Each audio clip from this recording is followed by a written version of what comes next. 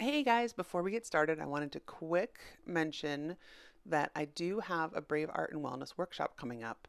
It starts February 3rd or February 4th, depending if you're taking the Friday course or the Saturday course. And it's going to be a live interactive session on Zoom.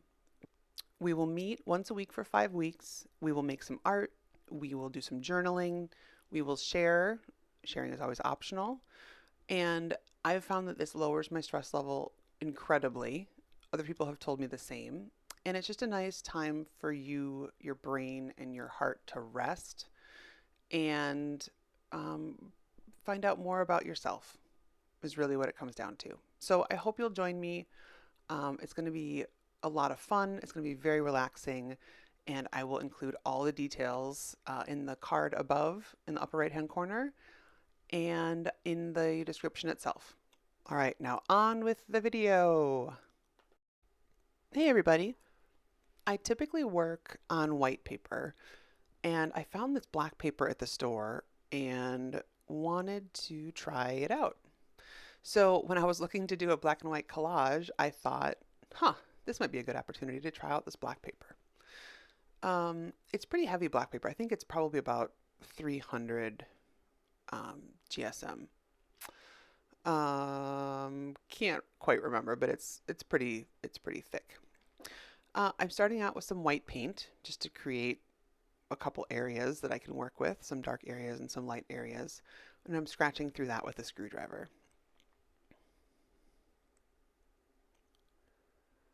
I realize that a lot of my collage is on tissue paper, so if I just did it on just the black, I would be limiting what I could actually add. So I do have some paper, as you can see, and this way the paper will pop and the tissue paper will also have some impact.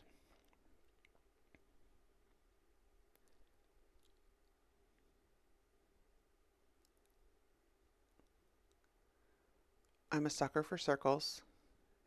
You probably already know that.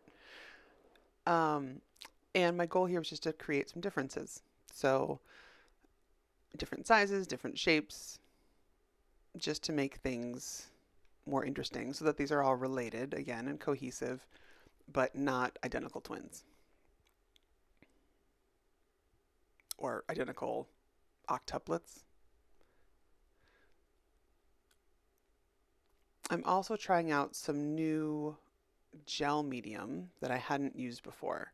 This is Nova Gel, which is from Nova Paints, and it's very thick compared to their gloss medium that I normally use.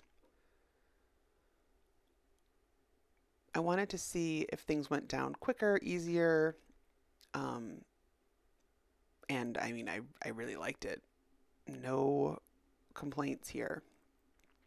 The gloss medium does dry a little faster because it's so thin, but I didn't have any excess waiting times or anything with this, so I'll probably try it again too.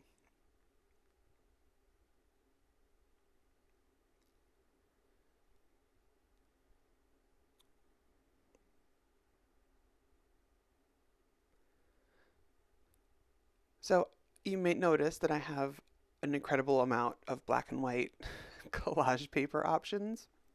It's definitely my go-to. I I love it. I love black and white. I love the high contrast pieces. And I wish what I had done before I started this, if I was to do it over again, I would probably select maybe 5 to 10 pages of collage paper and put all the rest away before I started the video because sometimes it's just too many options. So, uh, yeah, if I had it to do over again, I would do that. But what I had certainly worked, so I'll stick with that. I'm trying to cut out interesting shapes so everything's not the same torn square.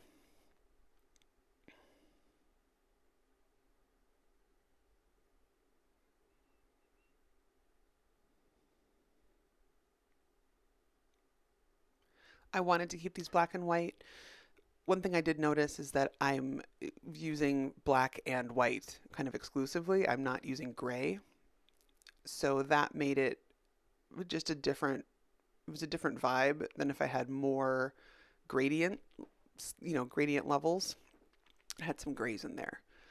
That would have given me more flexibility also, because just the black and white, maybe not limiting, but it was different, right? It was harder to make it look different and not just super busy. But that was my goal. Maybe next time I'll try it with grays as well. And you can see some of the things I'm adding because they're so busy, like up in the right hand corner, that kind of netting tissue paper piece I added, it almost gives a gray look because there's so much, black, white, black, white, black, white, black, white. So if you look at it from afar, it looks almost gray. So little optical tricks you can use.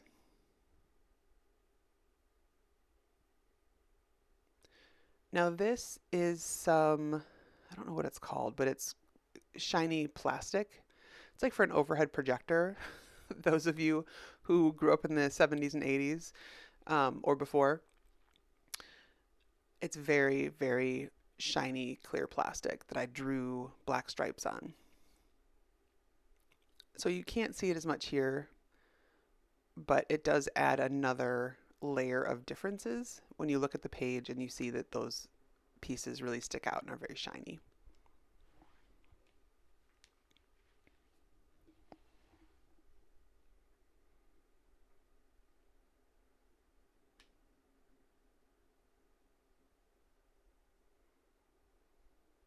I really tried to get this piece in, and I don't think I ever did, but I tried.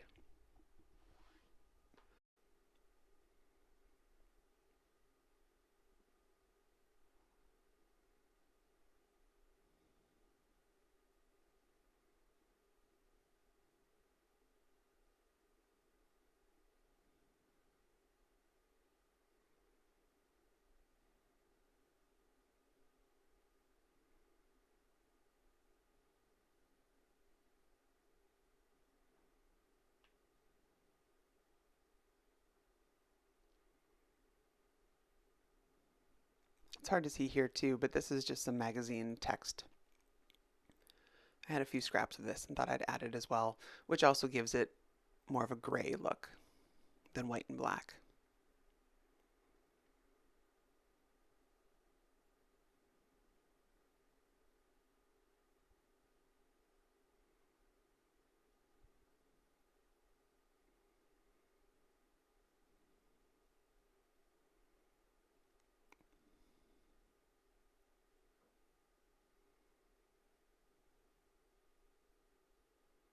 So this should be a reminder to you guys to, if you're using Neocolor 1 and Neocolor 2 crayons, make sure your Neocolor 2s end up in the Neocolor 2 tin, because that white that I thought was Neocolor 1 and therefore not water soluble was in the wrong tin.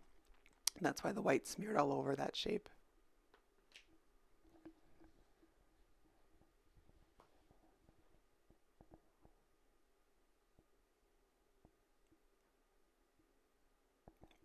So now that I've switched back to the official Neocolor 1 crayons with these black crayons, I was trying to get just some more, there's just a lot of white on some of these. So I was trying to blend in some darker colors and some black. This looks like gray, but it's actually just bone black, straight bone black, which is very thin and transparent.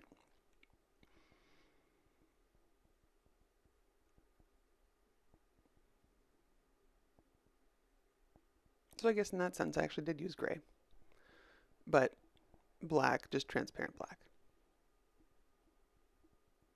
Pretend gray.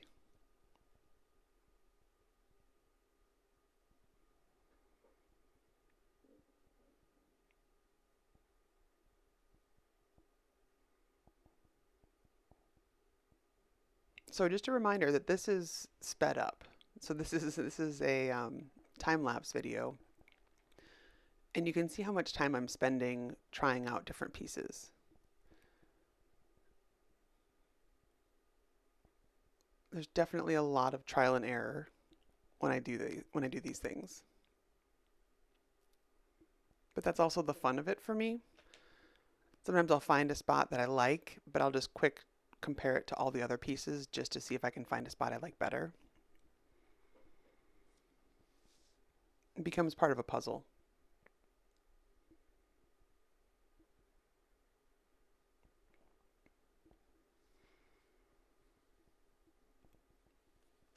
And now I'm using black paint to shape some of those messy white paint areas in the background. Just to clean things up and edit what everyone will focus on.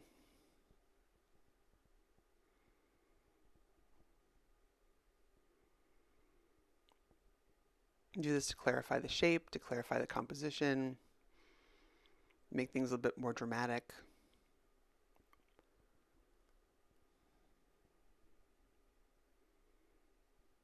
But it really allows you to shape where people look, where that focal point is.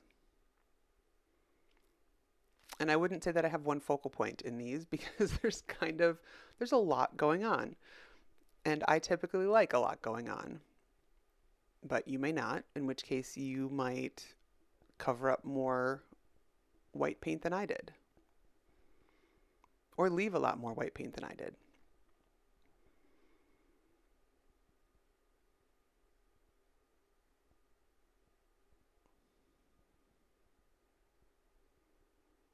That's the thing I love about art, again, is we can all be given the exact same collage scraps, the exact same amount of paint, the exact same everything. And I bet every single person watching this video would make something totally different. And that just goes to show you how much of art is the artist. It's not the supplies. Sometimes it feels like the supplies. So if you're ever watching art videos and you feel sad that you don't have the fanciest, setup or the fanciest materials, just note that you are the thing that matters most about your art making. Because you are the only you that is. But it comes down to you and your style as to what your final piece looks like. Materials can help, but you can take Crayola crayons, and if you are Picasso, you will make something amazing with Crayola crayons. And if you are, whoever you are, insert your name here, you will make something that only you could make with those crayons.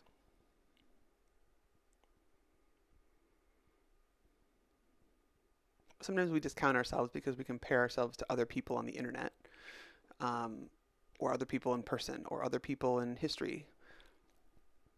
But we can't compete with someone who's not us. The older I get, the more I realize that. So if you're copying paintings or you're copying art, you won't be able to copy it as well as the person who made it, because they made it with their flair and their oomph and their personality and their natural talents. But you will be the only one who can make art that you make the best. Just like someone copying your art won't be able to copy it in a way that is as done as nicely as you did it, because they won't have your same feelings and emotions and brushstrokes and everything else that you added into it.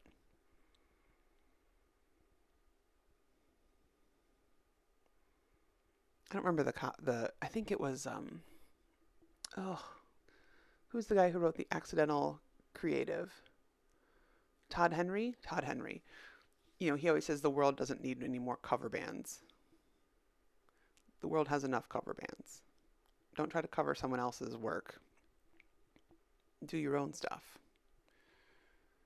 And the more you do your own stuff, the more you'll become, and the more, the better your art will be, and the better you'll be able to express what your art is. And that's what the world needs. We need you and your original contribution to the art world and to the world in general.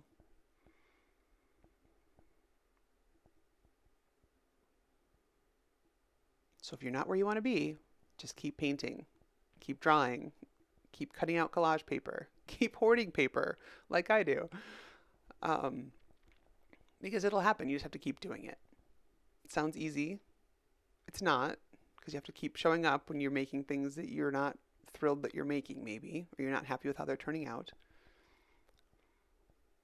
But the more you do it, the closer you'll be to reaching your goal. All right. Thank you for coming to my TED Talk. Sorry, guys. That was a little tangent. But it's true.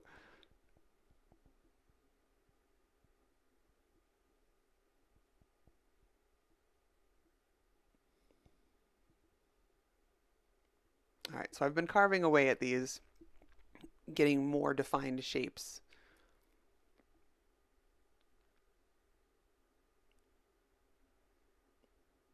Adding some drips here. I realized as I was making these that the picture in the upper left-hand corner got no love from me after the initial collage scrap was applied. So I'll have to go back and catch him up. I'm not sure what happened. He just got lost in the shuffle. Sorry, buddy.